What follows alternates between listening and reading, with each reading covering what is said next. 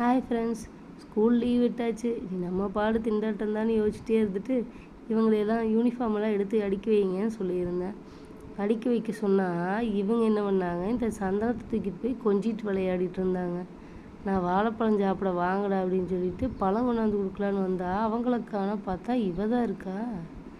பெட்ரூமில், குட்டி பெட்ரூமில் அவங்க விளையாடுற இடத்துல போய் ஒழிச்சிட்ருக்கா. யூனிஃபார்மை பூரா களைச்சி வச்சு இவங்க இந்த கோழி தூக்கிட்டு போய் விளையாடி இருக்கிறாங்க.